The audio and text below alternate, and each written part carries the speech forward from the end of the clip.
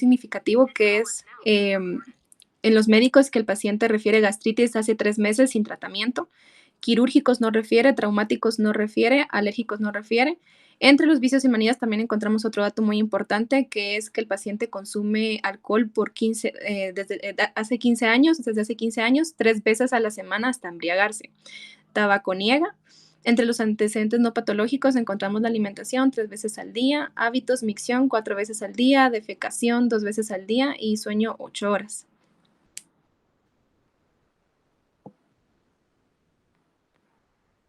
Entonces, Abner, ¿qué llama la atención? ¿Cómo relacionaría usted los datos clínicos que está mostrando la doctora con la historia clínica? ¿Qué pensaría usted en este contexto de lo que presenta Krista?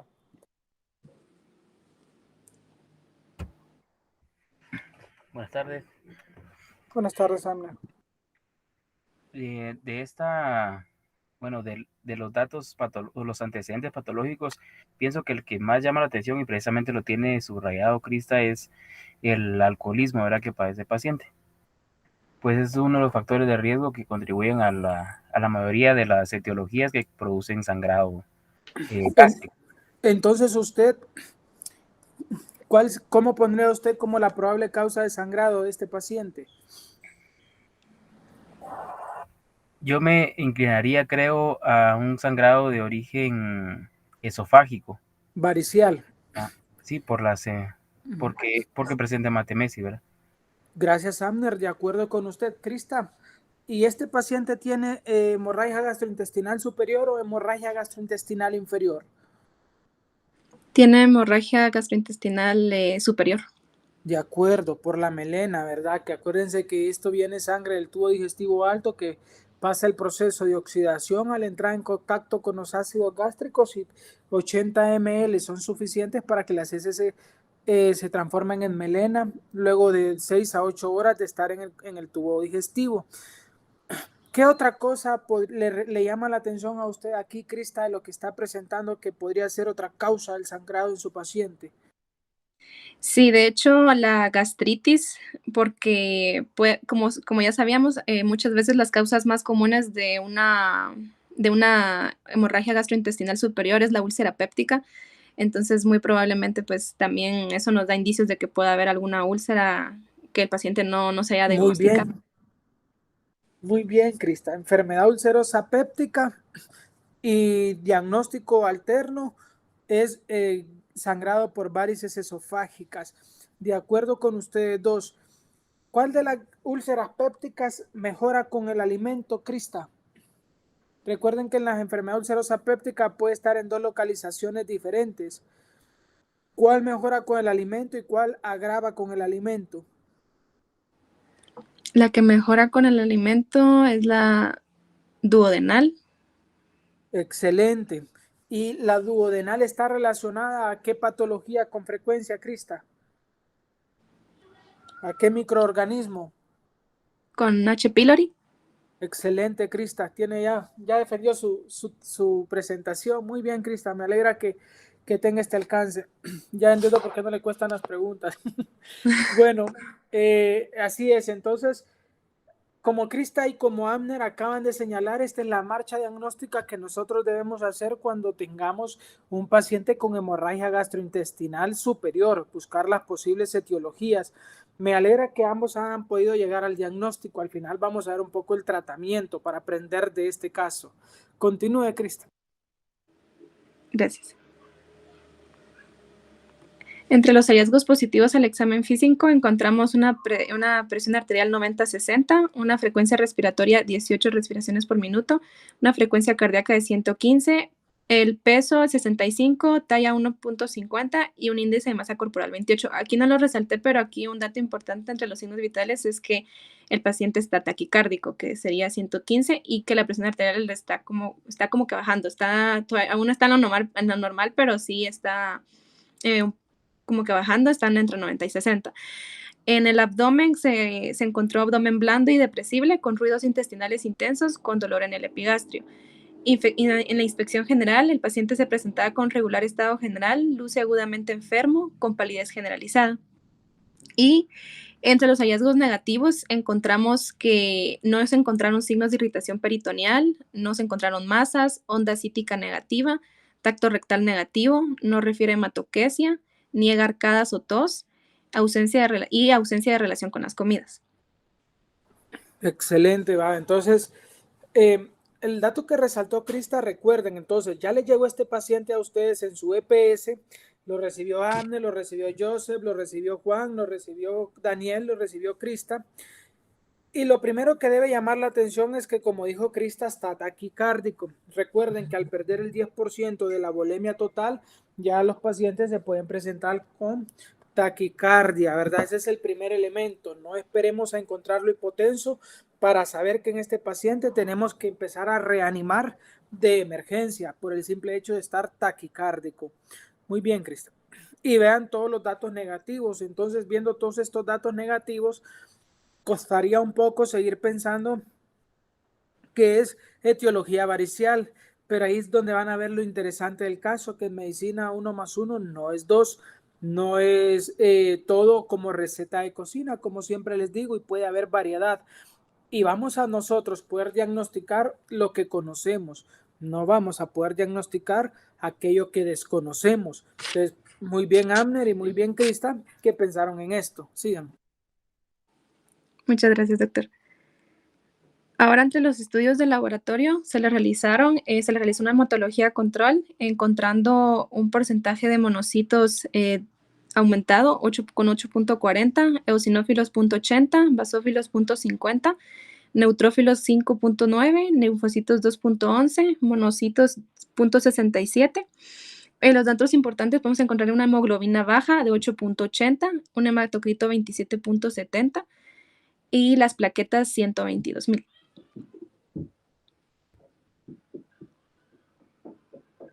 Dele para atrás, Crista, dele para atrás. Bueno, vean acá que Crista menciona al final unas escalas, pero cuando ustedes empiezan a ver esta hematología, ya saben que este paciente solo con el valor de hemoglobina tiene indicación de ingreso y ser llevado a endoscopía porque tiene un alto riesgo de resangrado.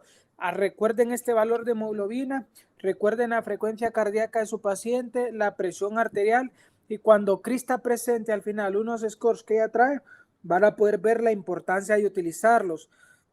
De esta hematología, Juan Fernando, Amner piensa que el sangrado es varicial en el paciente. De esta hematología que está presentando Crista, ¿qué elemento a usted le hace pensar que sí puede estar enfermo del hígado del paciente? Aparte que ya sabemos que tiene antecedente de alcoholismo.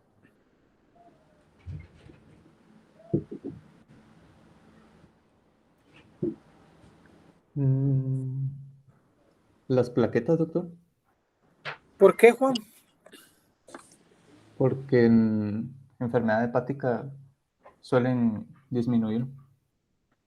Recuerden que en el hígado se produce la trombopoyetina y la trombopoyetina es la responsable de la producción de las plaquetas, así como en el riñón la eritropoyetina es la responsable de la producción de eritrocitos, en el hígado la trombopoyetina es la responsable de las plaquetas. Muy bien, Juan, excelente comentario y agradezco la participación y lo felicito. Continuemos. Las plaquetas en esta hematología ya les hacen pensar en eso. Muchas gracias. Continuando, también se le realizó una química encontrando una glucosa de 194, una bilirrubina total de 1.26, una bilirrubina directa de 0.59, de indirecta de 0.67, albúmina de 2.99, globulina 3.4 y gamma-glutamitransferasa de 343. Estos datos nos dan como una orientación de que puede haber algún problema obstructivo a nivel hepático o biliar, entonces esto nos puede orientar un poquito al diagnóstico. Y un dato muy importante es que, bueno, yo leí que el nitrógeno de urea, como podemos observar en la siguiente química, se le elevó al paciente y esto usualmente es algo, se da generalmente en las hemorragias gastrointestinales superiores. Muy bien, Crista, estos laboratorios interesantes. ¿Qué de la primera química, Daniel? a usted le hace pensar que este paciente tiene una enfermedad hepática ya establecida?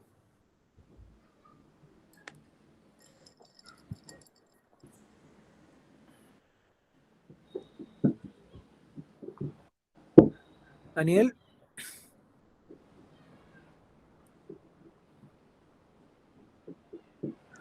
Bueno, Miguel, ¿qué de la química que está presentando Krista a usted le hace pensar que este paciente tiene una enfermedad hepática establecida? Disculpe, doctor. No hay problema. Es que voy en Dígame, camino. dígame, Las gamma-glutamil transferasas, ¿podría? ¿cómo están? ¿Cómo las ves tú? Están elevadas. ¿Cuál es la más específica para el hígado? Ah, el- ¿Lo recuerda? no, doctor. La TGP, la Así. alaninotransferasa, y esa está normal. Miguel, gracias Daniel. Las transas definitivamente nos indican lesión hepática, pero más en el contexto agudo.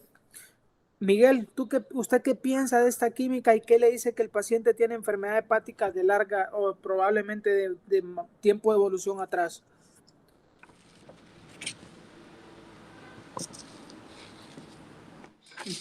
Tal vez la relación,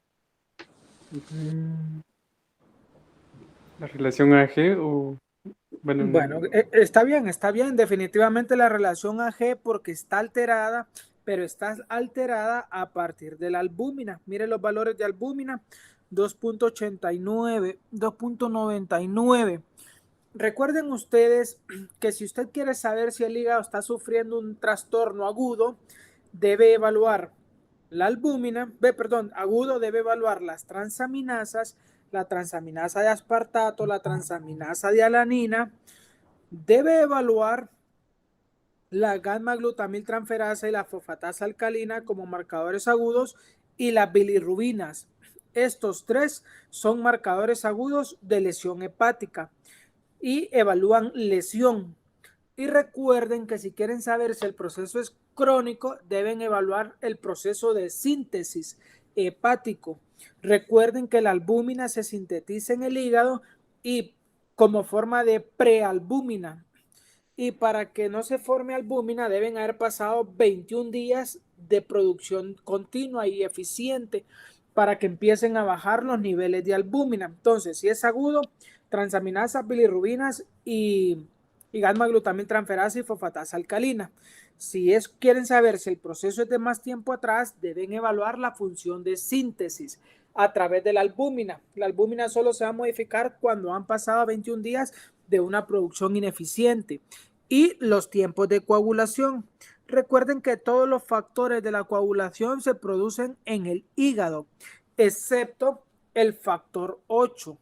Por eso, si ustedes quieren en algún momento, tienen un paciente que le llega a la emergencia con tiempos alterados y ustedes están ante la sospecha clínica de si es una CID o coagulación intravascular diseminada versus una enfermedad hepática grave, entonces midan los factores de coagulación, porque si el factor 8 está presente, todo el trastorno se debe a problema hepático, porque el factor 8 no se produce en el hígado.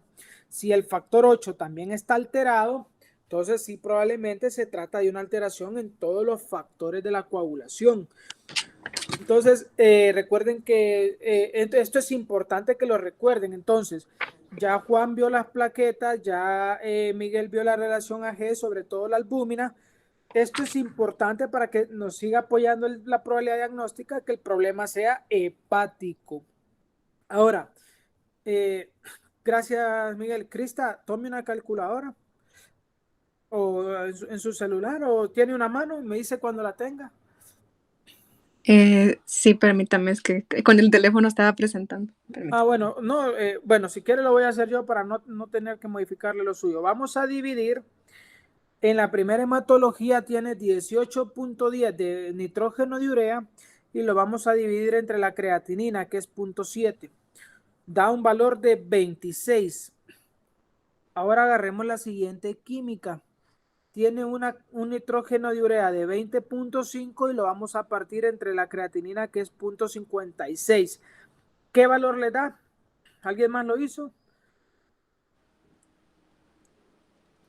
37, doctor. 36.6. Exacto, Juan.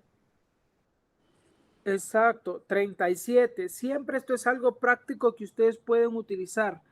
Utilizar la relación de nitrógeno de urea partido la creatinina, y si este es mayor de 36, les indica que probablemente el paciente está presentando hemorragia gastrointestinal, porque esta sangre cuando se deglute, como se traga la sangre del paciente, se deglute, pasa al intestino y en el intestino se absorbe como nitrógeno de urea.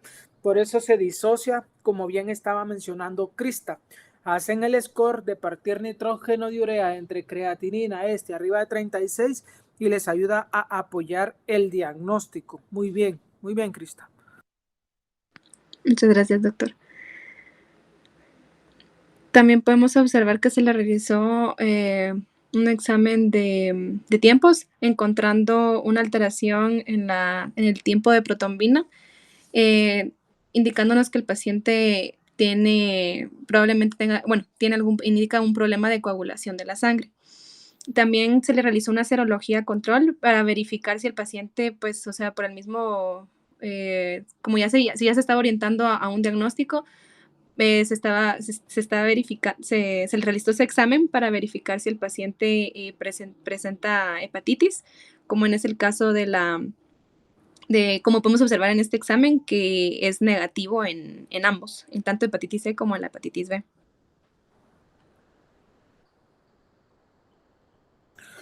¿Qué esos tiempos de coagulación, Krista, cuál está alterado para usted? El tiempo de protombina, que sería el de 16.8. Este tiempo de protrombina se altera a partir de qué factores de la coagulación, Krista?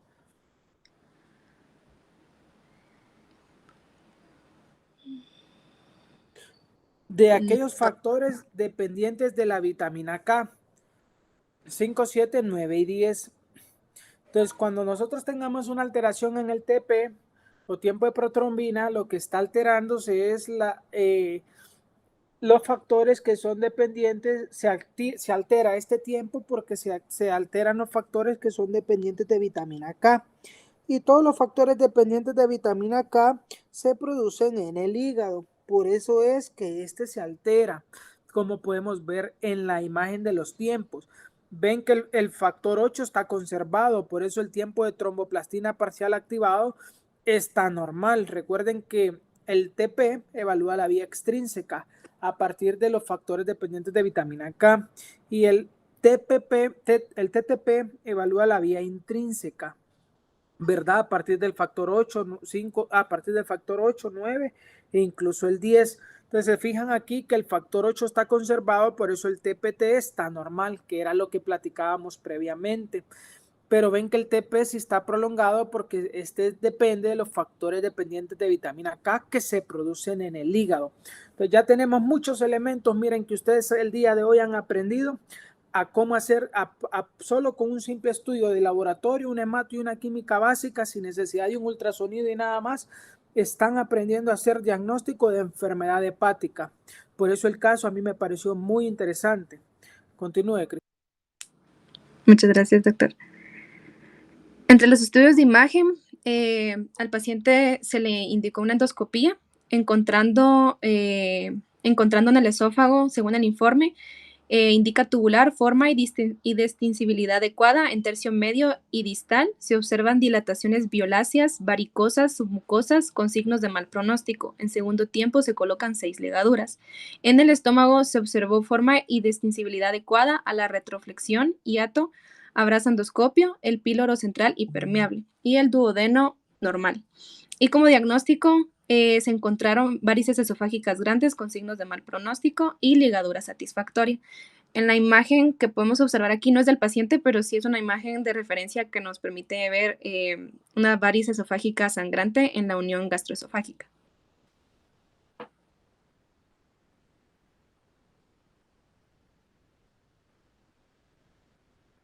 Aquí también podemos encontrar otra imagen, que es una imagen endoscópica de las varices esofágicas, y en la otra pues se puede observar una variz ligada endoscópicamente mediante una banda, como se observa en la imagen.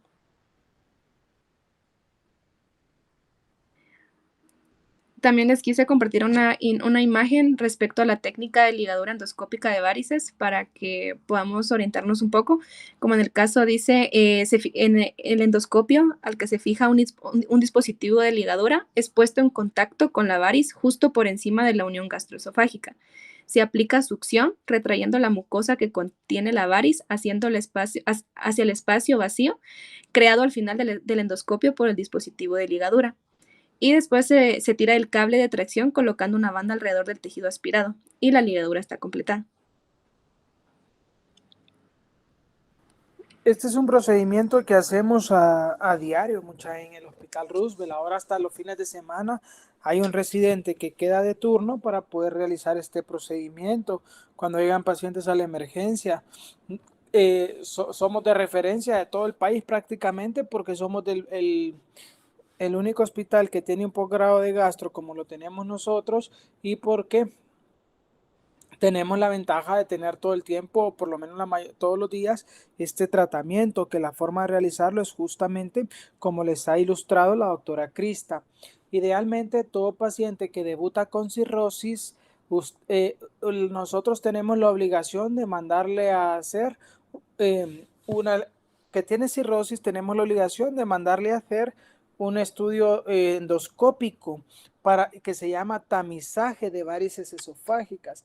La mayoría de pacientes, aunque no hayan sangrado, ya tienen hipertensión portal y esto le favorece el desarrollo de varices esofágicas. Entonces, en la primera cita de tamizaje se liga la varice como la imagen que tiene actualmente Crista, se cita al paciente en 4 o 6 semanas, dependiendo si son varices de alto riesgo de sangrado o no, y se vuelven a ligar. Se vuelve a citar al paciente en 4 a 6 semanas y se vuelven a ligar. Si luego de esta tercera ligadura todo se ve bien, solo se ven las cicatrices, se cita en 3 meses, 12 semanas. Si luego de los 3 meses está bien, se cita en 6 y si luego de los 6 está bien, se le hace tamizaje de varices esofágicas cada año, ¿verdad? Entonces esto es muy importante, este tratamiento. Gracias, Crista, por también ilustrarlo a través de las imágenes. Gracias. Ahora en la marcha diagnóstica encontramos que el diagnóstico definitivo es hemorragia gastrointestinal superior varicial, varices esofágicas. Entre los diagnósticos diferenciales encontramos hemorragia del tubo digestivo bajo, H-GIS varicial por varices gástricas o duodenales, H-GIS no varicial, úlcera péptica o duodenal, desgarro de Mallory-Weiss y gastritis. En cuanto al tratamiento, el paciente fue tratado con dieta líquida, solución Hartmann, omeprazol, metoclopramida, tiamina, terlipresina y vitamina K.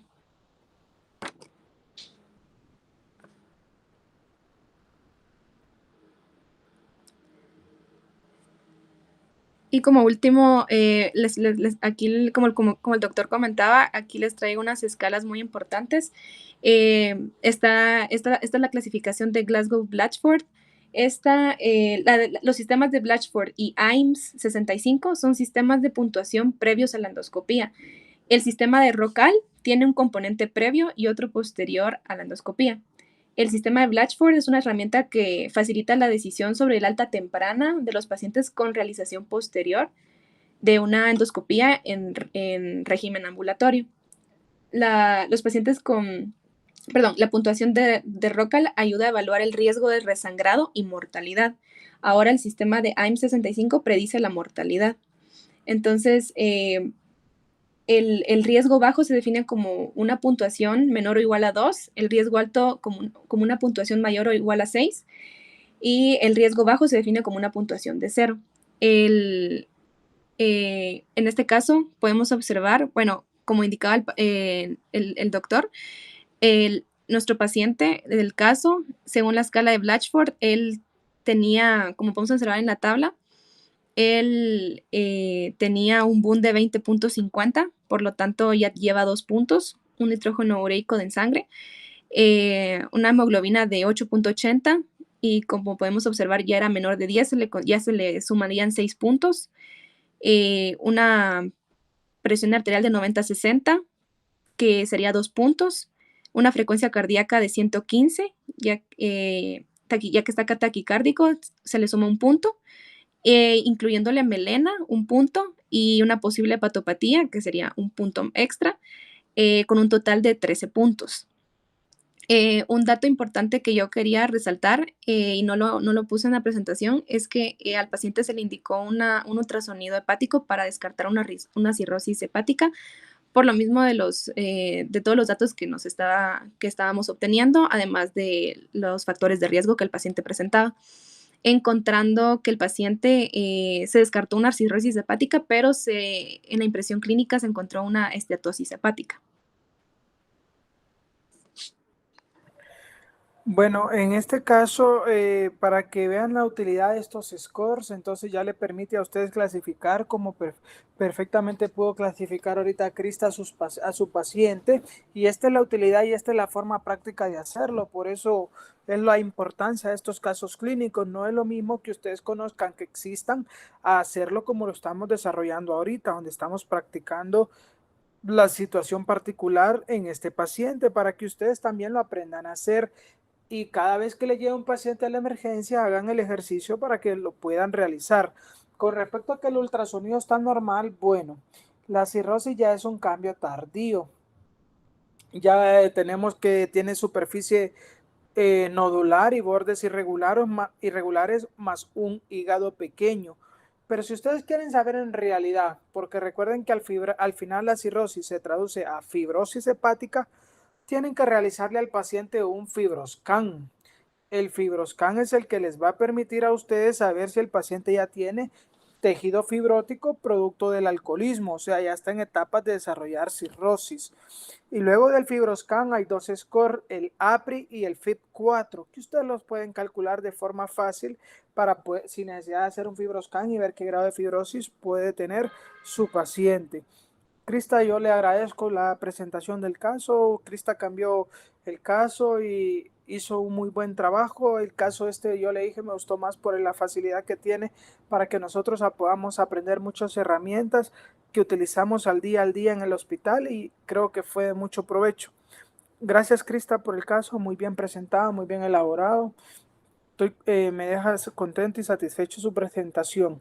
Ahora le vamos a dar la oportunidad al doctor Amner, que también tiene un caso muy interesante. Amner tiene una patología muy común, que nosotros también vemos a diario en las emergencias. Entonces le vamos a dar la oportunidad al doctor Amner que presente el caso, que también va a ser de mucha utilidad para todos nosotros. Gracias, Krista, nuevamente, y adelante, Amner. Muchas gracias, doctor.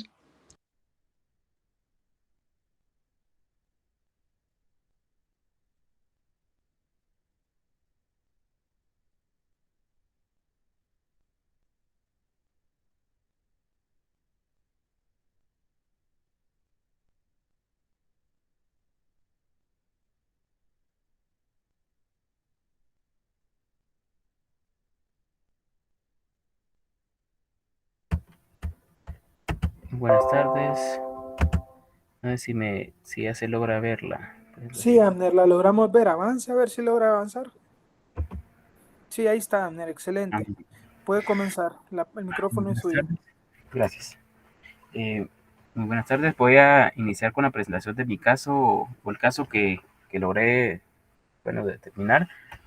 Iniciamos con los datos generales de nuestro paciente. Tiene un nombre que tiene las iniciales CAVG, con fecha de nacimiento el 25 de marzo del 54. Tiene 67 años de edad, masculino. Su estado civil solamente unión de hecho, ocupación agricultor, religión católico, grupo étnico ladino, escolaridad tercero primaria, el lugar de nacimiento Moyuta, Jutiapa, y dirección de domicilio finca La Montaña, Jutiapa. Él vive dentro de un área rural, ¿verdad? De los datos que caben resaltar, están con una línea en la parte inferior, la cual es la ocupación que él se dedica a la agricultura, y la residencia del paciente, ¿verdad? El motivo de consulta de este paciente fue astenia y adinamia de 4 meses de evolución. La historia de la enfermedad actual nos narra que el paciente refiere que hace 4 meses inicia con astenia acompañado de edema bilateral de miembros inferiores, ascendente hacia la rodilla sin cambios inflamatorios, sintomatología por la cual no consulta y no se automedica. Sin embargo, nos comenta que hace 3 semanas inicia con disnea, adinamia y palpitaciones de moderados esfuerzos a pequeños esfuerzos, el cual limita la actividad física cotidiana, por lo que consulta al centro médico donde le restaron furosemida. Con leve mejoría de síntomas, sin embargo, continúa con astenia y adinamia, por lo que consulta al hospital Roosevelt. Acá resaltamos otra vez los datos importantes de nuestro caso, con los cuales básicamente nos estamos orientando ya a nuestro diagnóstico, ¿verdad? Bueno, todavía no es fácil orientarnos a un diagnóstico.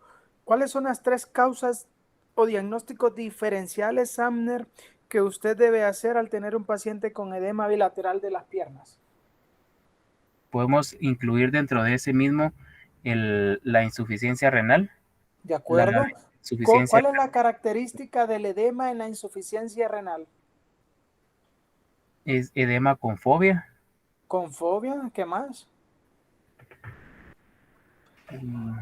Vespertino, que se caracteriza por edema bipalpebral al amanecer el paciente, cuya edema facial va disminuyendo o va cediendo o fundiendo a lo largo del día a medida que el paciente pasa en decúbito supino. Entonces es el edema de la enfermedad renal indolente o indoloro, sin cambios de coloración, o sea, sin calor tampoco, sin rubor, con fobia, ascendente hasta la rodilla, vespertino, y en la mañana que se acompaña al paciente de edema bipalpebral, luego de estar en posición de decúbito supino, y luego el edema va fundiendo a lo largo del día en bipedestación. ¿Cuál es la característica del edema? ¿Qué otro diagnóstico diferencial hay? Ya dijo el primero y estoy de acuerdo, Agner. El otro es la insuficiencia cardíaca. ¿Cuál es la característica? ¿O de qué síntomas debe acompañarse este edema para nosotros diferenciarlo de enfermedad renal? Bueno, podría acompañarse de alteración de la frecuencia cardíaca y de la presión arterial. Asimismo también del dolor, acompañado de dolor precordial en algunos casos.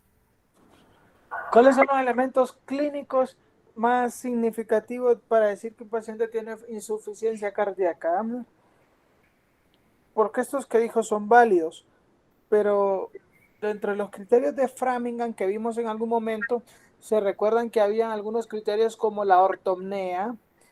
¿Se recuerdan de esto? ¿Se acuerda de alguno otro, Ana? Sí, bueno, según el paciente iba a tener también disnea de pequeños esfuerzos, ortopnea durante las noches, bueno, de pequeños o moderados esfuerzos. Ortopnea, disnea paroxística nocturna, platimnea, bendomnea, S3, estertores crepitantes bilaterales, tos nocturna, plétora yugular, reflujo hepatoyugular con la técnica adecuada, o ascitis o congestión generalizada. Entonces, estos son los datos que acompañan a la insuficiencia cardíaca que probablemente no estén presentes en la enfermedad renal. Entonces, esta es la parte, aquí ya vamos haciendo diagnóstico diferencial con estos elementos, porque si mi paciente solo tiene edema de miembros inferiores y astenia y adinamia, es difícil para mí categorizarlo en un diagnóstico diferencial entre estos dos que acabamos de ver. Entonces, ahí es donde nosotros tenemos que tener el conocimiento y entrar el interrogatorio, ¿verdad? Haciendo estas preguntas que estamos haciendo ahorita para poderlo ir diferenciando propiamente a partir del interrogatorio.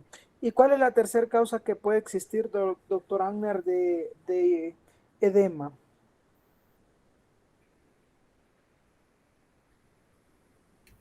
No sé si cabe dentro del comentario incluir la enfermedad hepática. Ese es el tercer diagnóstico diferencial de... Ese es Sí. el tercer diagnóstico diferencial de lo que es el edema de miembros inferiores. Ahora, ¿qué pasa? Aquí lo que sucede es que hay hipertensión portoesplácnica, hay hipertensión portal, Y recuerden ustedes que todo el drenaje de la cavidad abdominal va a dar a la vena hepática o a la vena hepática, ¿verdad? Para luego pasar a la vena cava superior, a la vena cava inferior y ahí llegar al corazón. Entonces, para que tengamos edema en miembros inferiores, producto de enfermedad hepática, primero debemos tener probablemente ascitis o síndrome ascítico edematoso, porque las piernas drenan en la parte posterior. Entonces, si un enfermo hepático desarrolla edema, primero debe tener ascitis. Por esto que les estoy explicando el sistema de drenaje que tiene que llegar al sistema venoso portal para pasar a la vena cava inferior, y como ahí está obstruido o está hipertenso, entonces eh, no logra drenarlo y empieza a acumular líquido, ¿verdad? Y luego de la citis viene el edema de miembros inferiores. Entonces, por eso veía muy interesante que discutiéramos este tema para poder hacer diagnóstico diferencial de edema de miembros inferiores. Y aparte que el diagnóstico final al que usted concluye es una patología común en la emergencia. Eso es lo más importante del inicio del caso. Pero aparte de esto, quiero que se lleven una idea clara. Furosemida no se receta como receta de cocina, ya lo hemos hablado. La furosemida debe tener un cuidado especial porque debe tener un cuidado especial en los pacientes, porque si por ejemplo el paciente está depletado de volumen, lo que usted va a hacer es causar falla renal. ¿De acuerdo? Entonces hay que tener cuidado en eso también. ¿Qué pasó, Amner, con la presentación? Sí, es que se perdió la conexión de red, fíjese, doctor. Entonces ahorita estoy presentando Dele, no nuevamente. se preocupe. Lo importante es que vayamos captando el mensaje y la información que usted nos está transmitiendo.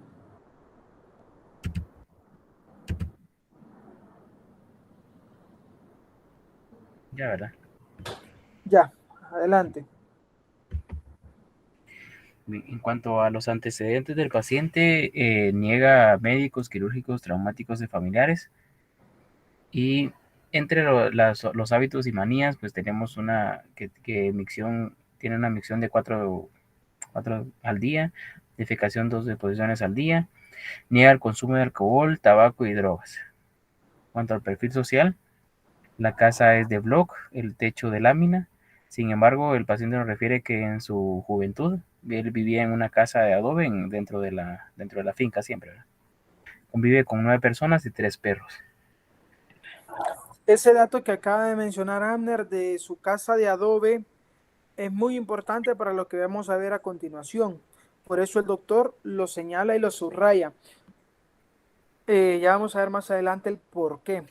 Listo. Continuemos. El examen físico, el paciente, bueno, cuando yo le hice este examen físico, él ya se encontraba en el servicio de encamamiento, por lo tanto los valores pueden verse un poquito alterados al momento del ingreso, ¿verdad? La presión arterial del paciente se encontraba en 60/100, una temperatura de 36.8, una frecuencia cardíaca de 70, una frecuencia respiratoria de 18 y una saturación al 95%. Cabe mencionar que la frecuencia cardíaca al ingreso del paciente estaba alrededor de 150 pulsaciones por minuto y la presión se encontraba un poco disminuida, ¿verdad? A 90/50, si no estoy mal, 90/50. Levemente disminuida. A la inspección general, el paciente se encontraba consciente, orientado en tiempo, espacio y persona, con regular estado general y con la aparición de una fase caquética en decúbito lateral izquierdo para minimizar el dolor abdominotorácico que presentaba al momento del examen. La piel se encontraba reseca con disminución de la turgencia y no refería a chagoma. Los ojos hundidos sin edema palpebral y sin signo de romaña presente. El tórax simétrico refiere dolor precordial. El abdomen excavado con dolor a palpación superficial y profunda. Los linfáticos no presentan ganglios linfáticos palpables y en las extremidades inferiores músculos atrofiados con edema en ambas piernas.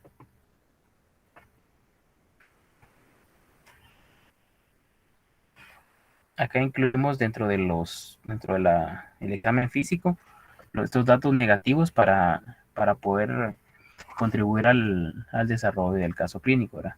Con lo cual es el chagoma y el signo de Romaña. Cindy, ¿por qué el doctor descarta el signo de Romaña? ¿A qué patología está asociado el signo de Romaña?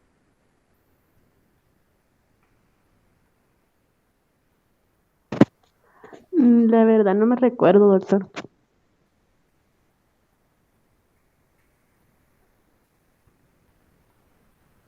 ¿Quién recuerda a qué se asocia el signo de Romaña? Adelante, Sonia. No, es una enfermedad por Chagas, doctor. Exacto, ya vieron ustedes que el doctor va señalando, desde el principio va señalando que no hay, que vive en casa de adobe y ahorita señala que tiene, que no tiene signo de Romaña, se asocia a enfermedad de Chagas o a Trypanosoma cruzi. Excelente por poner el dato y negar estos datos, doctor Amner. Gracias, Sonia.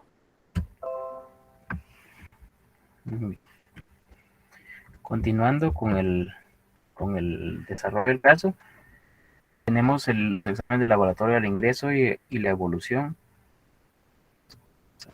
Ampliarlos un poquito acá. No se puede. Bueno, la hematología, pues no tenía datos enteramente alterados, debido a que su etiología no era, bueno, no producía esos cambios. Tenemos glóbulos blancos en 4.31, levemente disminuidos, expensas de los neutrófilos a un 67%, y el resto de monocitos a 4.4%, levemente igual disminuidos. Los eosinófilos a 0.90, un poco disminuidos también, al igual que los neutrófilos, ¿verdad? Con valores más bajos. La hemoglobina se encontraba en 17 y el hematocrito en 52%. No eran datos que se consideraban pues graves, ¿verdad? La hematología control que se le hizo luego, ya el paciente evolucionado en sala, los glóbulos blancos continuaban disminuyendo y la hemoglobina se mantenía estable, al igual que el hematocrito. Nada significativo excepto la leucopenia, ¿verdad? Correcto. La química sanguínea del paciente al momento del ingreso también tenía una alteración en la creatinina, con un valor apenas arriba del límite, por lo tanto no era de alarmar. Un nitrógeno de urea de 33.60. 33.60, sí, ese sí estaba un poco elevado. Y el ácido úrico en 9.8. Sí, 9.8. También está un poco el alterado. La bilirrubina total con un valor de 3.6 y a expensas de la bilirrubina directa, ¿verdad? Con 2.06. No había señal hepático, perdón. Pues las TGO y TGP se encontraban en valores bastante estables, ¿verdad? Bueno, en realidad la creatinina, Amner, aunque esté 1.41 por encima de lo normal, ya es un dato que hay que tomar en cuenta porque nadie debe tener la creatinina, aunque sea 0.1, 0.2 por encima de lo normal, por arriba de lo normal, ¿verdad? Y existe una condición de cuando existe enfermedad del corazón, que existe enfermedad renal al mismo tiempo, que se llama síndrome cardiorrenal. Entonces, es de prestarle importancia, sobre todo cuando veamos el diagnóstico definitivo, cualquier cambio en los valores de creatinina, y les voy a explicar por qué cuando lleguemos al diagnóstico. Continúe. Gracias, doctor. Bueno, en el marco que acaba de mencionar el doctor, tenemos entonces la creatinina del paciente a la evolución seguía elevando. En este momento ya había subido 0.03 unidades. Ahora se encontraba en 1.44. Y el nitrógeno de urea también se encontraba alterado por arriba del límite, ¿verdad? Con un 35 miligramos sobre decilitro.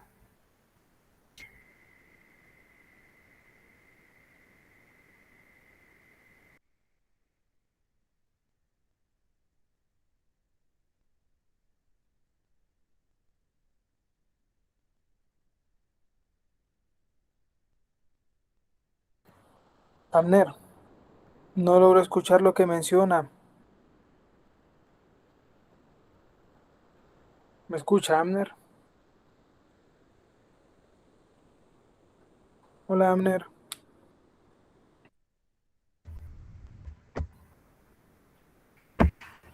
Lo- Abner, ahora sí lo escuchamos. sí, Sí, dele para atrás, en donde se quedó en los laboratorios. ¿Qué laboratorios son los que tenía abajo?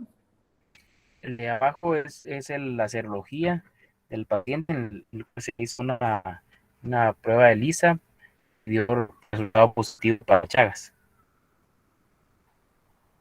Entonces, Chagas positivo, paciente con edema de miembros inferiores, con disnea que progresa de moderados a pequeños esfuerzos.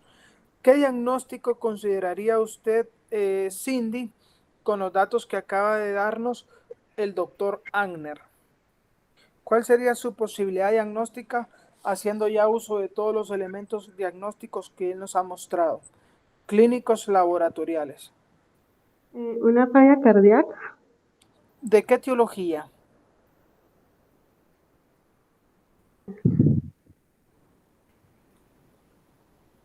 mm, Tal vez una falla cardíaca derivada de Chagas, pero Exacto, una falla cardíaca por miocardiopatía dilatada asociada a enfermedad de Chagas. Esto, señores, a día de hoy sigue siendo una patología común en nuestro hospital porque si se fijan las descripciones demográficas y datos personales del paciente que Amner nos está presentando, son sumamente similares al gran porcentaje de pacientes que nosotros vamos a ver en la emergencia.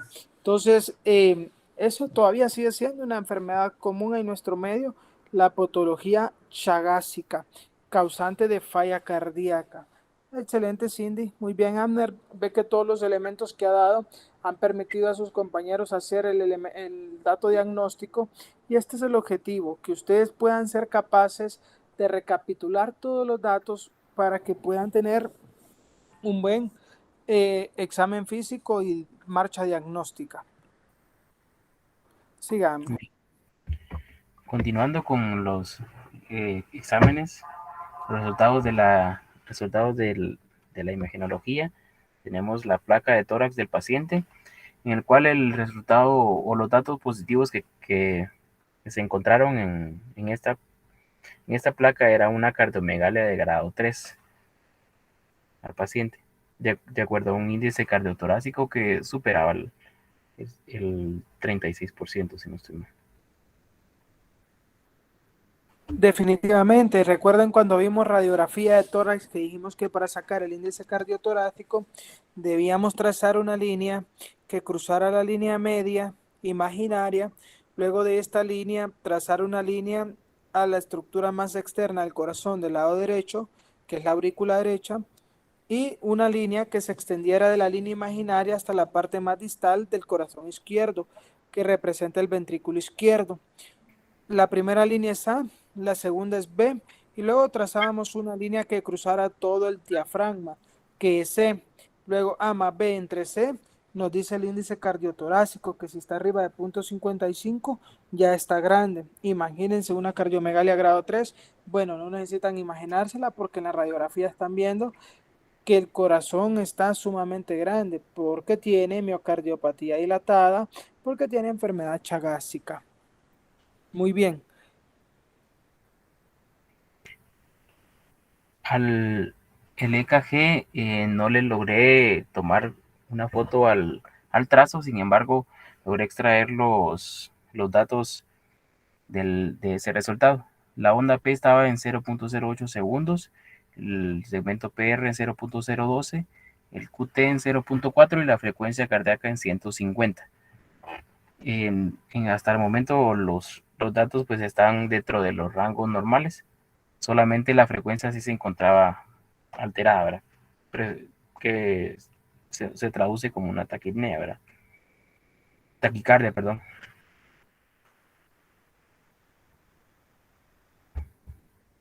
En cuanto a la marcha diagnóstica de nuestro paciente, los diagnósticos definitivos del paciente pues se resumen al lado izquierdo, los cuales se enumeraron como una falla cardíaca según la clasificación del New York Association número 2 o grado 2, una cardiopatía dilatada secundaria a Chagas y una falla renal tipo 1. Los diagnósticos diferenciales de este paciente pues está el síndrome nefrótico y la hepatopatía congestiva, ambos productores de edema de miembros inferiores. Así es, estos son los 3 diagnósticos diferenciales. Por eso el objetivo y el centrarnos en este caso clínico iba a ser aunque Abner agregó los elementos importantes y distintivos que lo hacen un caso diferente a los que van a ver, que es una cardiopatía chagásica documentada, ¿verdad? Cuando tengan la sospecha, manden a medir anticuerpos para Chagas, que ahí en el hospital los hacemos. Y lo de la falla renal, existe el síndrome cardiorrenal, y cuando tenemos un paciente con falla cardíaca, que vemos que la creatinina va en ascenso, esto solo es una traducción de que el paciente está hipoperfundido y que probablemente el gasto cardíaco sea insuficiente debido propiamente a la insuficiencia cardíaca. Entonces nuestra meta debe ser en ese caso optimizar tratamiento, mejorar la fuerza contráctil del corazón a través del inotropismo, mejorar la poscarga para que el corazón se pueda vaciar más fácil a través de utilizar vasodilatadores como vimos en la clase de falla cardíaca, y mejorar el volumen de sangre que llega al corazón para que la distensión de las cámaras cardíacas no sea excesiva, mediante la disminución de la precarga con diurético, ¿verdad? Muy bien, Ana. Termino. Respecto al examen de la ecografía, no logré encontrar el informe de ecografía. Sin embargo, como ayuda diagnóstica, pues se podría incluir dentro de la descripción de la cardiopatía dilatada, que hay un adelgazamiento de las paredes ventriculares. El tratamiento que se le dio al paciente al ingreso fue metoclopramida de 10 miligramos intravenoso. Solamente a demanda por si el paciente pues, tenía náuseas. Furosemida de 40 miligramos intravenoso, es decir, fue STAT cada 12 horas, y omeprazol de 40 miligramos intravenoso cada 12 horas. El seguimiento del paciente, pues tenemos nifurtimox de 350 miligramos, 3 tabletas cada 12 horas, bisoprolol de 2.5 miligramos y enalapril de 5 miligramos cada 24 horas.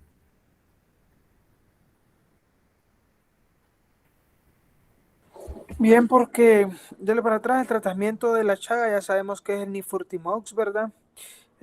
Todo paciente con falla cardíaca, recuerden que tenemos que bloquear el eje de renina, angiotensina, aldosterona, por eso tiene enalapril.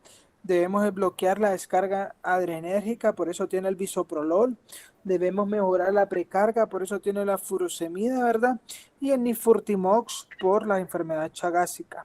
Muy bien, Abner, continúe. Por último, la revisión bibliográfica del caso, pues tenemos acá que la enfermedad de Chagas es endémica en algunas zonas del país, producida por el profesor Toma Cruz, y su presentación clínica es poco frecuente en la fase aguda. Menos del 5% de los casos presentan chagoma en cualquier parte del cuerpo, y entre ellos también el signo de rebaño. La fase aguda puede durar de 4 a 12 semanas, finalizando con la fiebre y los demás signos y síntomas. Ahora, la fase crónica de la enfermedad chagásica, se estima que el 30% de las personas que superan la fase aguda no recibieron el tratamiento específico y sufrirán daños cardíacos o digestivos de 10 a 20 años después de haber contraído la enfermedad, según el informe de epidemiología del Ministerio de Salud Pública. Y la patogenia de la cardiopatía todavía no está bien esclarecida, sin embargo, una respuesta inmunológica descontrolada y constante daño directo del parásito producen un daño microvascular en los miocardiocitos y el tejido nervioso que terminan causando el trastorno del ritmo, zonas de fibrosis y dilatación cardíaca. Asimismo, la enfermedad de Chagas puede producir una miocardiopatía dilatada que desencadenará en una insuficiencia cardíaca progresiva. Por último, le incluí la situación epidemiológica del Chagas en Guatemala. De acuerdo a los departamentos endémicos, Jutiapa se encuentra en el primer lugar con el 31% de los casos. De los 190 casos que se vieron, 60 son de Jutiapa. Y también Guatemala, que no es endémico, pero notificó el 47% de los casos, debido a que es donde se encuentran los hospitales especializados de referencia. Sépase ahí entre ellos el Roosevelt y el Hospital San Juan, por lo que los casos notificados pueden ser de otros departamentos, originalmente del oriente del país. Esto sería... Excelente, Abner. Casos prácticos, casos del día a día, pero ven la información valiosa que se puede obtener de ellos. Abner también desarrolló un tema muy interesante, muy bien elaborado y muy bien documentado.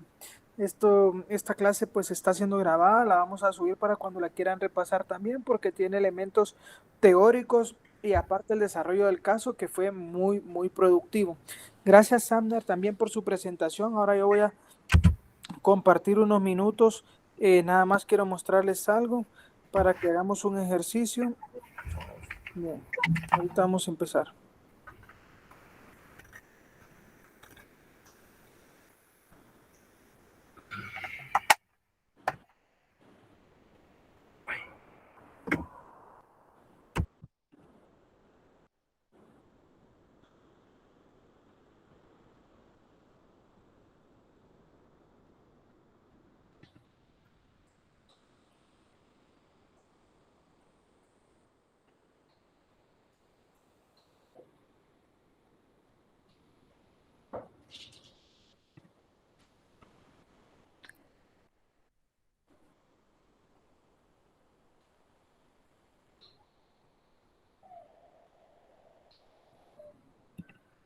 Permítame, solo tengo que ver el problema este que no me está permitiendo compartir pantalla.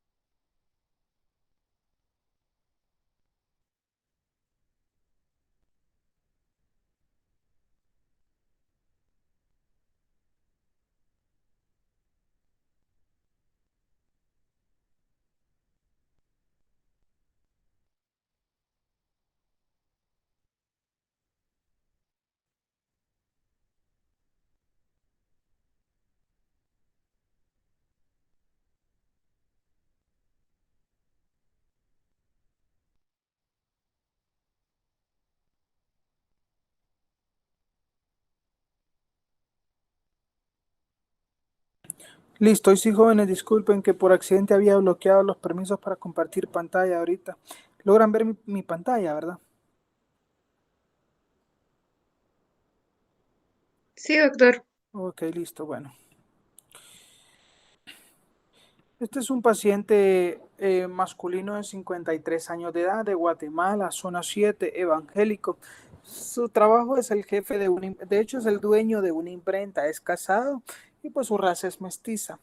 Fíjense que este señor de 53 años llegó a la emergencia trasladado por el cuerpo de bomberos voluntarios.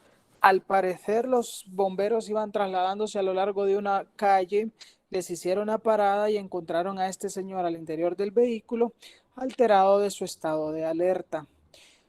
E inmediatamente deciden llevarlo a la emergencia. Cuando lo llevan a la emergencia desconocen diagnósticos y llega a la emergencia alterado de estado de alerta. En este momento, Sonia, si le llega un paciente con alteración del estado de alerta a la emergencia, ¿cuáles son los primeros elementos? ¿Qué es lo primero que usted pensaría hacer con este paciente, Sonia?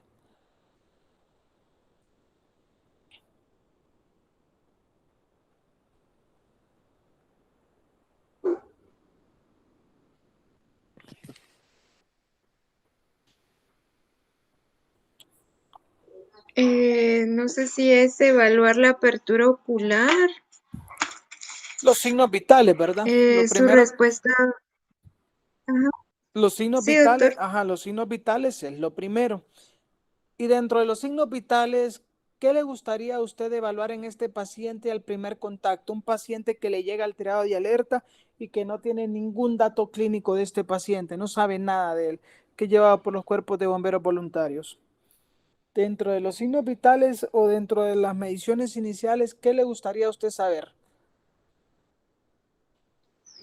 La presión arterial y la saturación de oxígeno.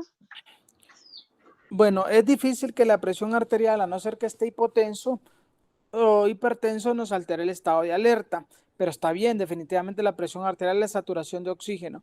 ¿Qué otra causa puede existir en un paciente que le altere su estado de alerta y que necesitamos evaluarlo al primer contacto en la emergencia? ¿Quién ayuda a Sonia? Alejandra, usted que se conectó casi ya para el final. ¿Qué más cree usted que debiésemos evaluar? A Daniel, ¿tú qué piensas? Doctor, ¿podríamos tomar una glucometría? Es fundamental, exacto. Ese era, en esta parte del caso clínico, el ejercicio era este. Llegó, Sonia le tomó la presión, evaluó la frecuencia cardíaca, la saturación de oxígeno, la apertura ocular, mencionaba ella. Y luego llegó Daniel y le tomó glucómetro. Nunca olviden medir glucometrías a los pacientes que les llegan alterados del estado de alerta. Van a estar en EPS, van a estar trabajando en un sanatorio privado y cuando les llegue un paciente con alteración del estado de alerta, ni siquiera pregunten, tomen el glucómetro y hacen el glucómetro. De acuerdo contigo, Daniel, pues resulta que el glucómetro estaba en 39. Entonces, viste qué oportuna tu decisión de tomar un glucómetro porque si está hipoglicémico. ¿Qué haría Juan Fernando? No, créetelo, ¿usted qué haría con este paciente que lo encontró, que llegó alterado de estado de alerta y que aparte de esto lleva un glucómetro bajo? ¿Cuál sería su medida de reanimación con este paciente?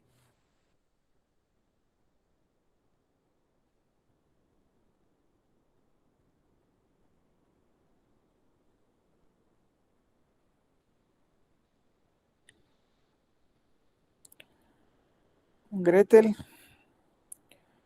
bueno, parece que sigue en servicio. Vamos a ver. Amner, usted que ya participó, yo sé, ¿cuál sería cuál sería su manejo de este paciente que tiene hipoglicemia? Doctor, si el paciente se encuentra consciente, puedes administrarle por vía oral alguna bebida azucarada. Correcto, es una buena opción, de acuerdo con usted. ¿Y este paciente que está alterado de estado de alerta, Amner? Sería ponerle una vía y conectarle un dextrosa al 5%. Como un dextrosa al 5%, ¿cuántos gramos de dextrosa tiene en 100 cc? Lo que necesitamos reponerle nosotros son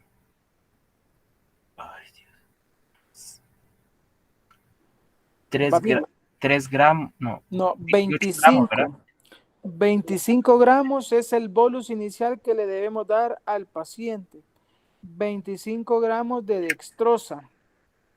Si su dextrosa es al 5%, significa que por cada 100 cc de dextrosa usted le va a pasar 5 gramos. Entonces, si le quiere pasar 25 gramos, ¿cuántos cc tiene que pasarle? 500 cc. Oh, perfecto. Y si su dextrosa fuera del 30%, ¿Cuánto tiene que pasarle más o menos para pasarle por lo menos los 25? ¿Qué estamos hablando? O sea, No, o sea, pues, menos de 100 cc como ajá, pero ¿por qué? ¿Cuántos miligramos de glucosa tenemos en estos 100 cc? 30 miligramos. Exacto, entonces entendió el concepto, eso era lo que quería que entendiera.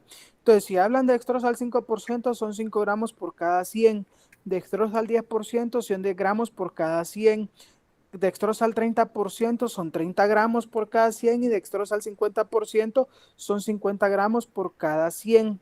Si es así, Alejandra, ¿cuánto debe pasarle de dextrosa? Si le va a pasar dextrosa al 50%, ¿cuánto volumen de CCs debe pasarle si le quiere pasar 25 gramos?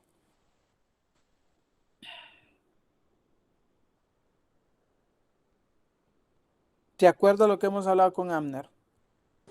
Perdón, doctor, solo que sigo en servicio. ¿Cuánto, Amner, tenemos que pasarle? Disculpe, doctor, ¿cuál era la relación Si que es dijo? dextrosa al 50%, ¿cuánto cc? 50 cc. Excelente, excelente. Entonces les quedó claro el concepto. Qué bueno que lo aprendieron. Muy bien, entonces a este señor le pasamos 100 cc de dextrosa al 30%. A los 10 minutos de haber terminado tenía un glucómetro de 206. Eso ya es normal. Si ustedes no tienen una vía intravenosa, pueden utilizar una sonda nasogástrica. Inmediatamente, si cuesta mucho canalizarle una vía periférica, le ponen una sonda nasogástrica y le pasan la dextrosa por la sonda nasogástrica. Entonces, no tienen por fuerza que tener su paciente canalizado. Pueden usar una sonda nasogástrica. Para sorpresa de todos, el paciente no despertaba. Hicimos lo que decía la doctora de hacer una evaluación pupilar y encontramos que estaba la pupila derecha de 4 milímetros y la izquierda de 2 milímetros. Crista, ¿cuál es el siguiente paso al haber recuperado una glicemia o haberlo llevado a una glicemia normal y seguir con alteración de estado de alerta en este paciente? Llegó con una presión de 190 a 130. ¿Cuál es el siguiente paso que usted haría, Crista?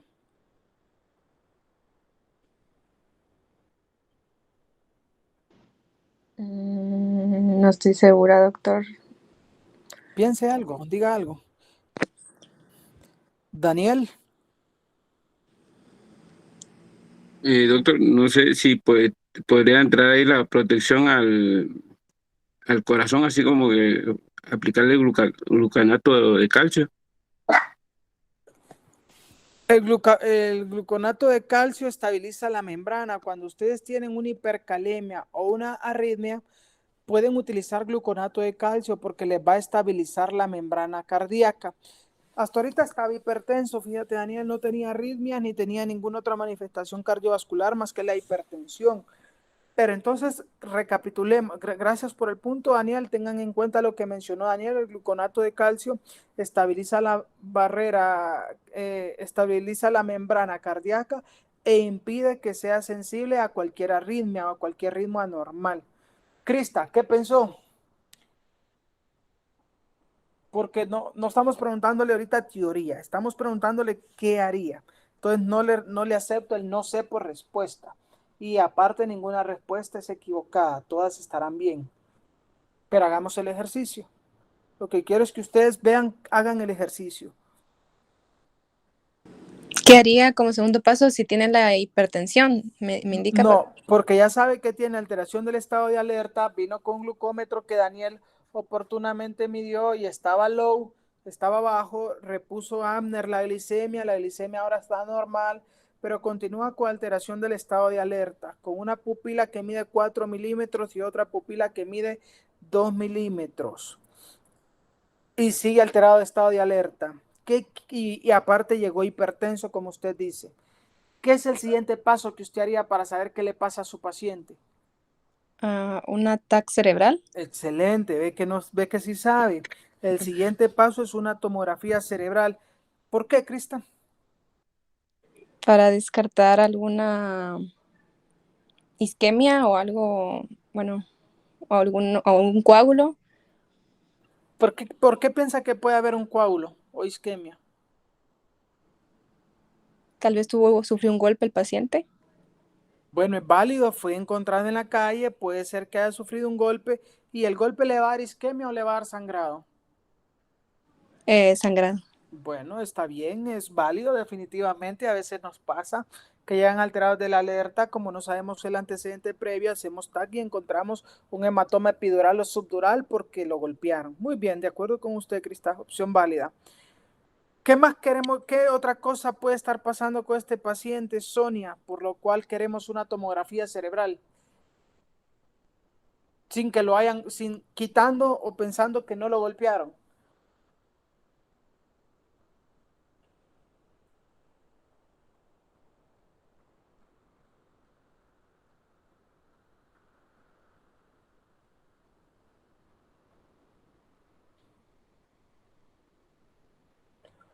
Sonia. No sé, doctor. Sí sabe, no estamos preguntando teoría, estamos preguntando manejo. Cualquier respuesta es válida. ¿Qué es un paciente? ¿Por qué cree que tiene las pupilas anisocóricas?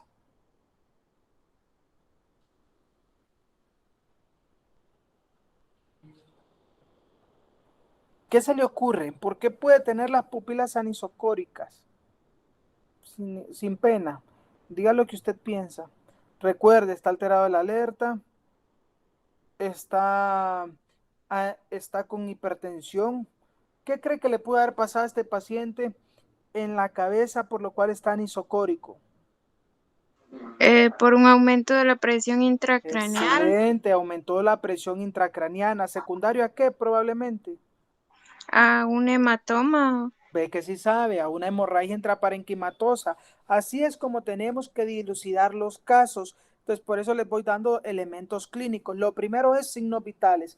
Encontraron que está hipertenso, que está alterado la alerta y que la glucosa está baja. Le repusieron la glucosa, no responde. ¿Y por qué mi paciente no responde si la glucosa está normal? Vamos a una tomografía, como dijo Crista. ¿Qué quiero ver en la tomografía? Si lo golpearon, como dijo Crista, y tiene un hematoma epidural o subdural como causa de lesión a nivel intracraniano que me aumenta la presión intracraniana. La anisocoria es un dato clínico que nos indica que hay aumento de la presión intracraniana. ¿Por qué es importante esto? Porque lo acabamos de ver en la clase de hace 2 días. Las hemorragias intracranianas aumentan la presión cerebral. Entonces ahora lo llevamos a la tomografía que solicitó Crista y esta es la tomografía. ¿La están viendo? Sí, doctor. Ahí está avanzando. Aquí vemos en esta parte de acá que se empiezan a formar los cornetes, que los senos maxilares no tienen ningún problema, ni los hemoidales ni los efenoidales. Empezamos a ver la fosa posterior aquí de la fosa posterior, que es el cerebelo, la protuberancia o puente, miren, la vemos aquí y sigue avanzando las estructuras cerebrales.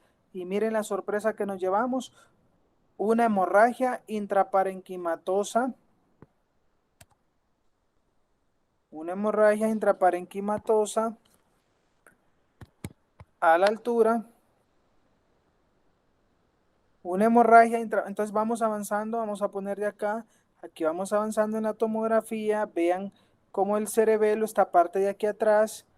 Llegamos a la protuberancia o puente, que es esta que se empieza a ver acá. Y luego siguen los ganglios basales. De los ganglios basales tenemos la sorpresa. Si tenemos los ventrículos acá tenemos la cápsula interna, el brazo anterior de la cápsula interna, el brazo posterior de la cápsula interna. Aquí tenemos el núcleo caudado, aquí tenemos el núcleo lenticular en esta zona de aquí y por eso es que le llamamos aquí ganglios basales. Miren dónde sangró. A nivel de ganglio basal. Toda esta imagen que ven hiperdensa, o sea, blanca, es sangre. Por eso no necesitamos una tomografía con contraste cuando tenemos un paciente con alteración del estado de alerta, porque queremos la tomografía para descartar cambios tempranos de isquemia o sangrado. El sangrado se ve sin necesidad de contraste. Y como bien pensó la doctora Sonia, tiene una lesión que es sangre, que ocupa espacio. Miren cómo desplaza, aquí viene la línea media, vean cómo la desplaza acá. Por lo tanto, ya sabemos que está haciendo efecto de masa, que está comprimiendo. Miren, acá viene la línea media y miren cómo se desplaza producto del sangrado. Este es un sangrado importante, señores.